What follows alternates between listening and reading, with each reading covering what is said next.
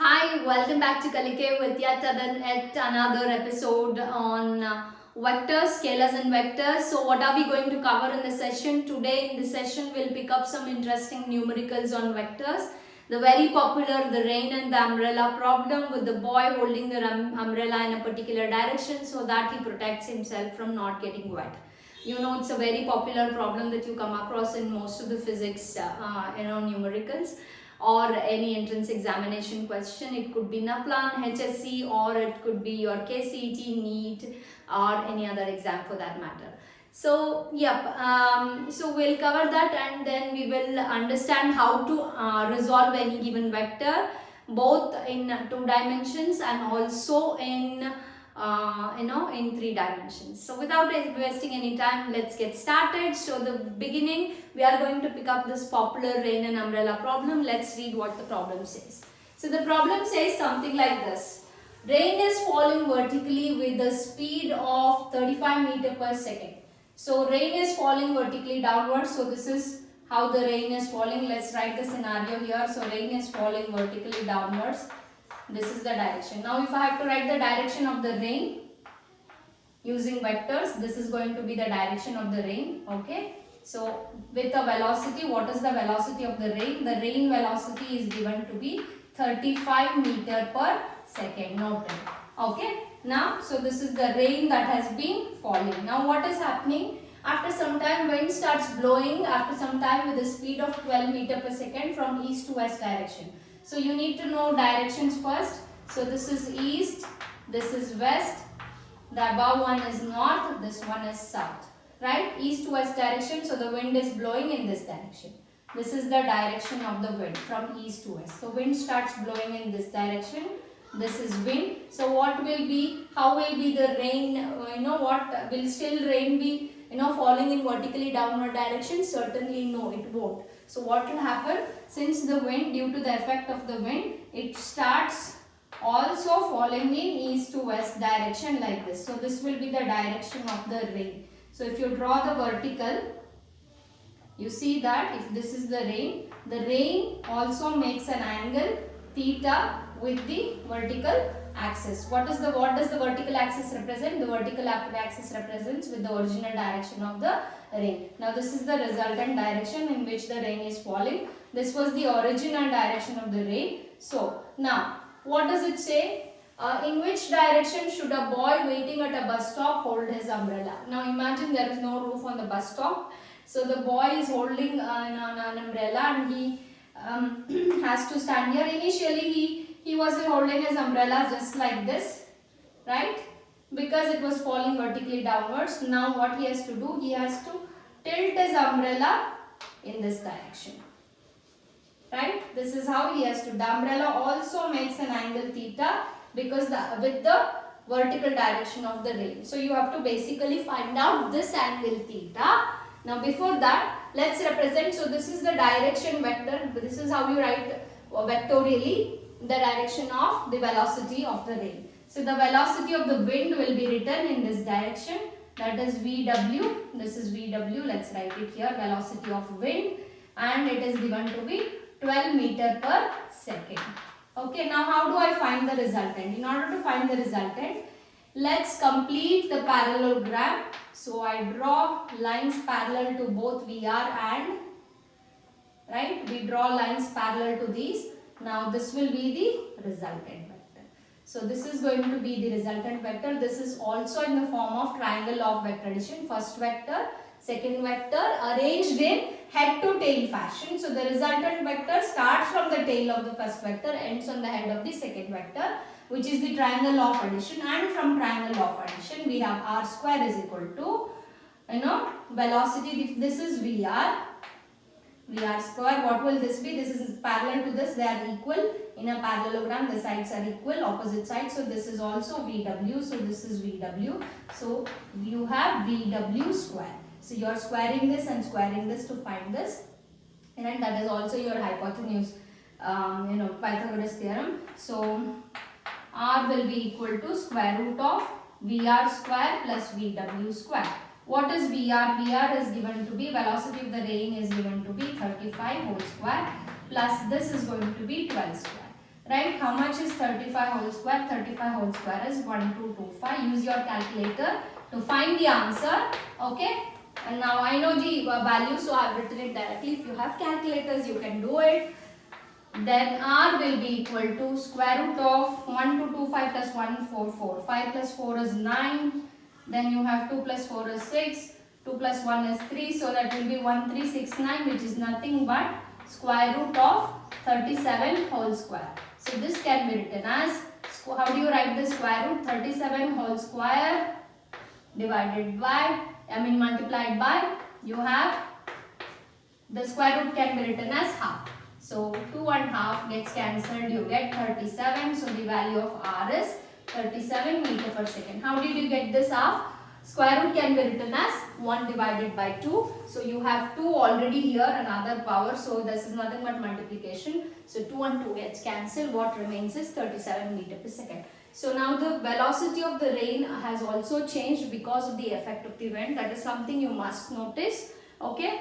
It is not the same. It has added, the wind has added to the velocity. The velocity has basically increased. That is something conceptually you must understand. And now it's time to calculate this theta that the vertical, that the resultant makes with the original direction of the rain. So theta is the angle. Let's define tan theta. Why am I defining tan theta? Because I know the value of VW. I also know the value of VR.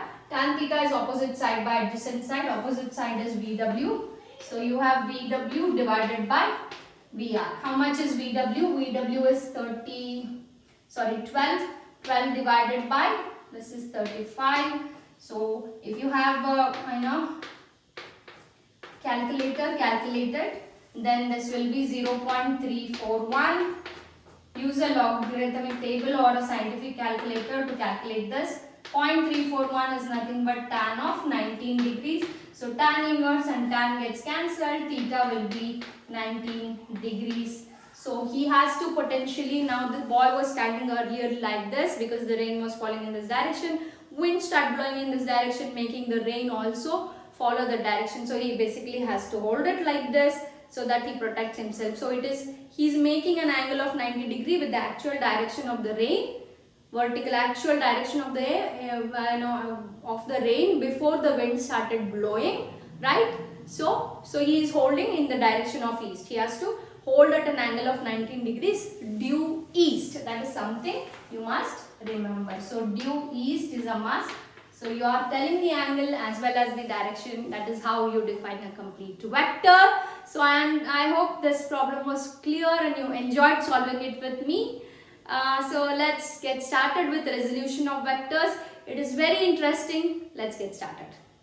Well, now as said, it's time to understand resolution of vectors. This is very crucial because it will be very helpful in class 12, especially when you resolve any given vector like the electric field vector and you have lots of numericals pointing in that direction, and essentially you will also solve these kind of numericals in any given entrance examination where you are trying to crack go into any graduate program. So yes, how do we understand this resolution of vectors, or what actually means, what do you mean by resolving a given vector? What do you mean by resolution? What are you trying to resolve? Is there a conflict that you are trying to resolve? No. When you say resolve, you see, it looks like conflict is being resolved, or you are definitely resolving it, you are trying to solve it, right? So what are we trying to solve it here? See, any given vector randomly lies. Suppose I'm talking about only the xy plane. You have a plane sheet. I'm talking about only the x dimension and the y dimension in general, because in this chapter, which is motion in a plane, which we are covering right now, or which we are going to talk right now, is basically based on all the numericals, and all the concept is based around the xy coordinate axis only, because we are referring to a plane. We are not going into three-dimensional motion as of yet. So therefore, suppose if you imagine there is a vector pointing in this direction. When I say this direction, it is, imagine even this board that you are looking at is just a plane, xy plane. It has the x-axis, the downward, this horizontal axis that you see. If I draw a line horizontally, that becomes your x-axis. Vertically downward and upward, that becomes your y-axis. Potentially it's an xy plane. It's like a sheet of paper. You have a vector pointing in that plane, and I want you to resolve that vector into its components. What do you mean by these components? How do I resolve them into components? Does it sound really difficult or very tricky to understand? It is not so. It is just the way we term it makes it looks very difficult, but trust me, it is not. When we say how do we resolve a given vector into its components, or what do you mean by resolution or resolving a vector, by that I mean I am trying to express a given vector into its components. In the sense, I am trying to write a vector as a sum of any other two vectors, and this we have already seen in triangle law of vector addition or parallelogram of vector addition. Here specifically I am going to reiterate on the concept of triangle law of vector addition, because that is what we are going to potentially use, where you write a single resultant vector in terms of the sum of the other two vectors which are joined in head to tail fashion, right? That is what your triangle law of vector addition actually speaks about. Now let's get started. Imagine I'm talking about three vectors lying in a plane. They are all of similar magnitude, they are all of similar size, okay, but they all point in different directions. Imagine there is a vector A of a unit magnitude, there is another vector B pointing in this direction, all have the same magnitude, and there is another vector pointing in this direction. This is also of the same magnitude, but it is vector A. Now the job is, now the challenge for you as a physics student is to express this vector, vector A, which is written in caps, as a sum of these two vectors. How do you do it? Do we know any concept of vectors, or do we know any law that can help us do it? Yes, certainly. What do we do? Let me bring this vector down parallelly, so it is here. So I write this, okay, let me bring it some more parallelly down. So this is your vector A. Fair enough. Now what I do, I bring this parallelly down till here. So I'll join this vector from head to tail fashion from vector B, vector A. So vector A, vector B are arranged in the head to tail fashion. Now this I can bring it down parallelly here. So it comes somewhere here. This becomes your vector A parallelly. Now I'll slide this vector till here. So it joins and it becomes the resultant. So basically I see this is nothing but the triangle law of vector addition, where vector A, that is vector A, which is the resultant, can be expressed as the sum of the first vector and the second vector. How? You see the first and the second vectors are arranged in head to tail fashion, right? So they are attached head to tail, head to tail. Now the resultant always starts from the tail of the first vector and ends on the head of the second vector, and it is in the same fashion. Hence, by triangle law of vector addition, we were successfully able to resolve vector A into sum of other two vectors, that is vector A plus vector B. So you have resolved this vector into its components, and these are its components. Okay, now we'll talk about a little bit about components much later when I take the coordinate axis, a rectangular coordinate axis or a three-dimensional coordinate axis. Okay, for now you see we are successfully able to express it in terms of a sum of two vectors. Now I'll double the challenge. What am I going to do when I say double the challenge? I am going to double the length of A. The magnitude of A will be doubled. So if it was A, now the magnitude of A dash will be twice of A. So I will call vector A dash as twice of A.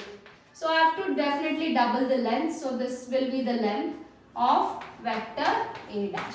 Now, can this A dash be expressed just in terms of vector A and vector B, which are not of equal magnitude? No, it cannot be. So what do we have to do? The answer is, we also have to double these vectors, vector small a and vector small b. So how do you double this? Just like we did here. So vector A has to be doubled, right? We'll call this A dash.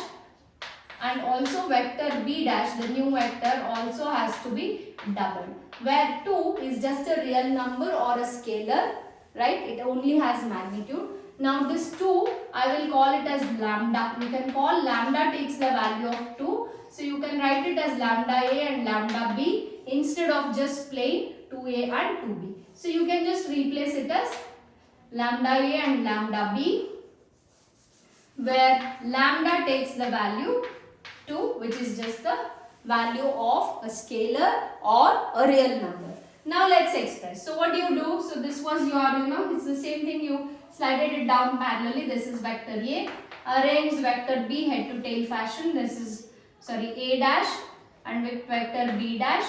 If you don't want to write it as vector A dash and B dash, you can just write it as lambda A, because A dash is lambda vector A, lambda vector B. So this becomes your resultant A dash, right? So now potentially this is also in the form of triangle law of vector addition, where you see this is arranged from head to tail fashion, vector 1 and vector 2, and your third vector, which is nothing but the resultant vector, is arranged from the tail of the first vector to the head of the second vector. So therefore the resultant vector A dash can be written as the sum of lambda vector A plus lambda times vector B. So this is how you understand resolving any given vector. I hope this part was clear. You are free to comment if you don't understand any part.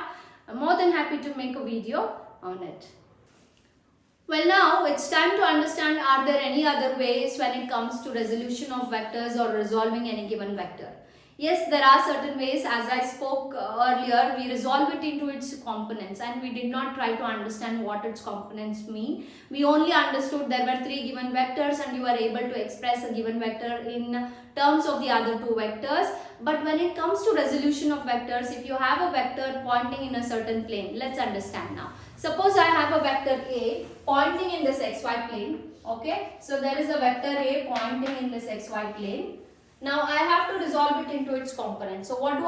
I attach this vector to the rectangular coordinate axis. What do you mean by the rectangular coordinate axis? The xy axis or the xyz axis. So this, I attach it along, the origin. The tail touches the origin of the coordinate system, and you see, if I drop down a line from the vector along the x-axis, this component that falls on the vector, this component that falls on the x-axis will be termed as the ax or the xth component of A along the x-axis. Similarly, if I draw perpendicular here, you see that this becomes your ay component of this vector. So this becomes your horizontal component and this becomes your vertical component of the vector. So horizontal component is generally along the x-axis, vertical component is along the y-axis. So now this vector A can be expressed as its components. But if I have to write, I cannot simply write vector A as vector Ax, just write it as vector Ax and vector Ay, because Ay and Ax are not the vectors themselves. They give you the magnitude of this vector along the x-axis. It gives the magnitude of the vector along the y-axis. Now what about the direction part? How do I specify this direction? That is when we introduce something called unit vectors. Okay, so what are these unit vectors? Unit vectors are those vectors which have a magnitude of 1, as the name itself suggests, unit. So that means they have a magnitude of 1. And what is the direction? And they are only used to specify the direction. So they are generally used only to specify the directions. For all simplicity reasons or all practical purposes, we keep the magnitude of unit vectors as 1, and these unit vectors specify only the direction. They specify the direction. They do specify a particular direction. So what will I do? I will introduce something called a unit vector along x-axis, which not only gives me the magnitude of x, magnitude of A along the x-axis, but it also gives me the direction of A along the x-axis. And I call that unit vector as I cap. I will not represent it as vector I. It will be represented as I cap. Okay. So that is how you represent unit vectors. This is the right notation. So I cap. Similarly, I have the magnitude of the component of vector A along the y-axis, but I do not have the direction component. The direction component will be the unit vector, which is denoted by j cap. It is denoted by j cap. So now if I have to rewrite this was the wrong notation. The right notation will be vector A will be the magnitude of vector along the x-axis multiplied by the direction of vector A, which is given by I cap, the unit vector. Similarly, the magnitude of y along the magnitude of A along the y-axis, which is AY component, and what is the direction part given by? The direction part is given by another vector, unit vector acting along the y direction, which is given by j cap. Suppose if this vector was acting along the xyz plane, so you have the z axis also. Now how does this look like? So x axis, y axis, it is just this simple plain board. Z axis is either going into the board or coming out of the board. So this vector A is also coming out somewhere here. It is like this. Z is coming out directly in front of me, in front of my head, and vector A is pointing somewhere like this, in this direction. Because we are talking about a three-dimensional space.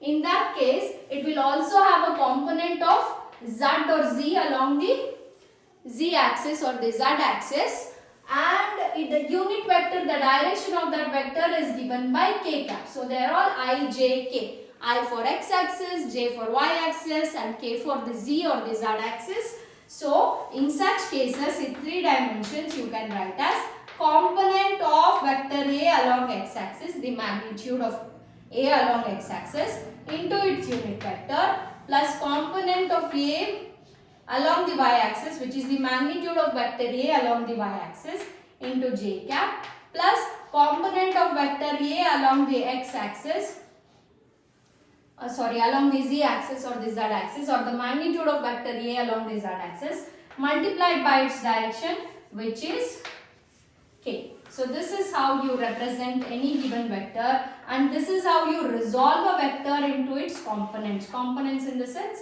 you resolve the vector A, it also had a component along x-axis, it had a component along y-axis, it had a component along z-axis. So basically it has got certain coordinate values along the x-axis, along the y-axis, and along the z-axis. Because you have a graph has a scale, and when you drop it down along the x-axis, certainly it will have the x coordinate, it will have the y coordinate, it will have the z coordinate. So those are the component values. The values, the magnitude of the vector A along those axes are called the component vectors.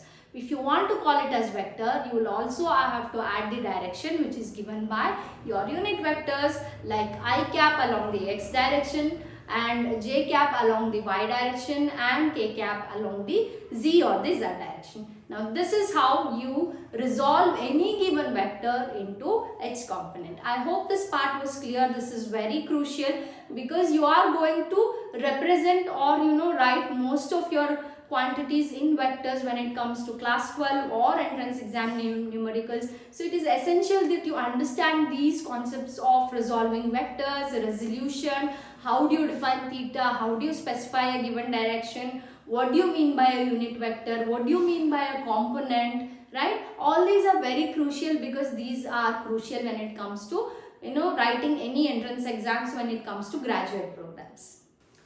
Well, now is there any other way of resolving a given vector other than writing it in the format of vector A is equal to Ax I cap plus Ay j cap?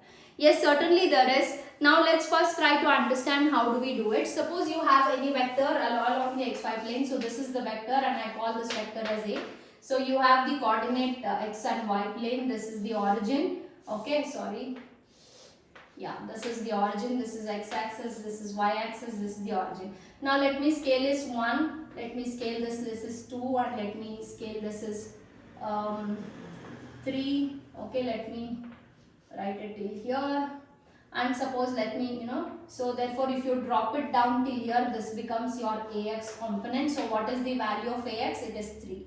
So now I hope you understand what does Ax mean. Ax is the value of vector A along the x-axis. What is that value? It is just a scalar value, 3. So the value of Ax is 3. That is why, it has a magnitude, but it will also have a direction along the x-axis. Now how do you specify that direction? The answer is simple. It is the unit vector. That is why you call the unit vector I cap. So now the Ax component will be 3I cap. So how do you write Ax?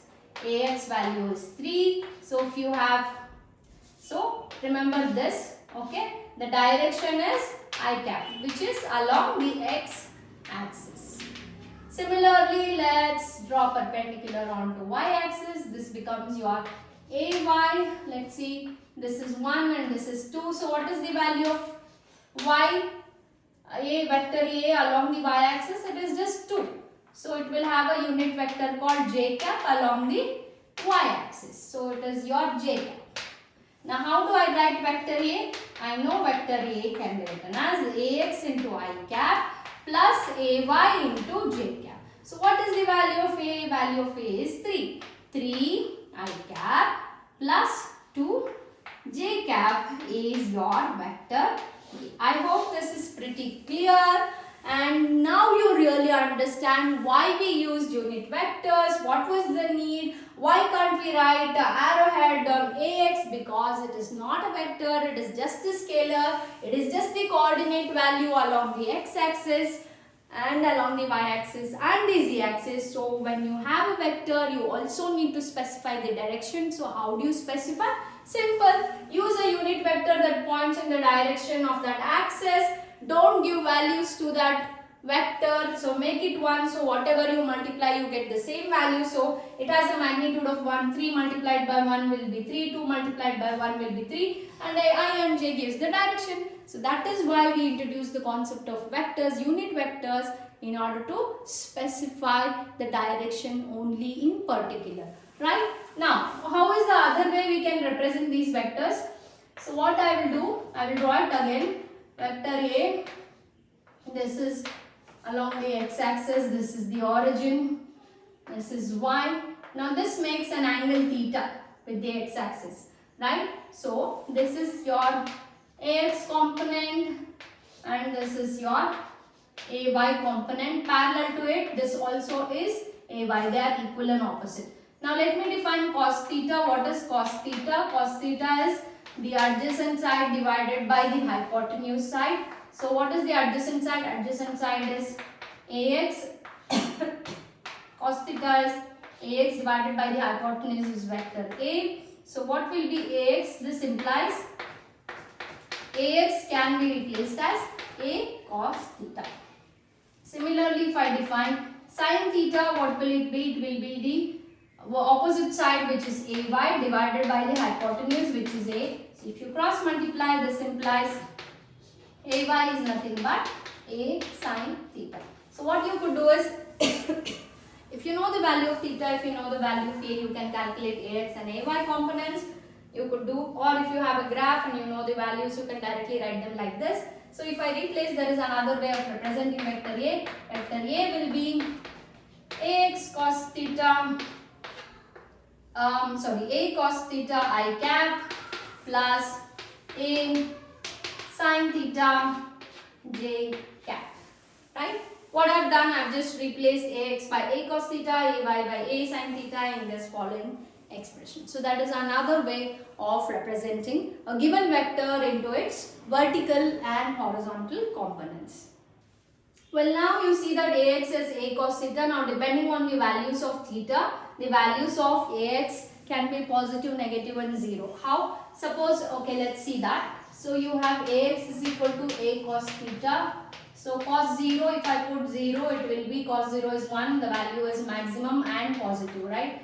Positive comma maximum value. Suppose I substitute 90, cos 90 is 0, right? So this is going to be 0, and when it is going to be negative, I think cos 270 will be negative.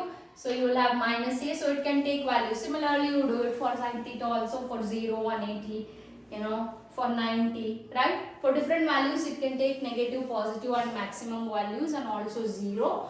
Now, suppose if I square these, what will you get? Ax square plus ay square. What is ax? Ax is a cos theta. So let us square it. A cos theta the whole square plus a sin theta the whole square. If I square, I get a square cos square theta plus a square sin square theta. Let me take a square out. So I have sin square theta plus cos square theta, or cos square theta plus sin square theta. Either way, this value is going to be 1. So a square will be equal to ax square plus ay square. Similarly, a can be written as square root of ax square plus ay square. So these are very important when it comes to solving numericals. right? So please remember it, see how I did it. And also we can define tan theta here. What is tan theta? Tan theta is given by opposite divided by the adjacent side. What is the opposite side? Opposite side is AY, adjacent side is AX. So therefore theta will always be equal to tan inverse of the component of y divided by the component of x of that vector, right? So this is how you resolve any given vector. Well, I hope this class was very useful. If not, please comment below to know what is that you didn't understand, what is where you need more clarity. If not, if it was helpful, please like, follow and subscribe, and also share it with your friends, so that it gives us the motivation and I'll get to know that it is being helpful to a lot of people. Well, yes, so this ends our session on resolution of vectors. I wanted to take a particular session only on resolution. In the next session, I'll come back with position vectors and acceleration vectors, and we'll introduce the concept of projectile motion, and then again we have some part of derivation left, and we also introduce the concept of centripetal acceleration in the coming videos. Thank you. If you take care of vectors, vectors will take care of you.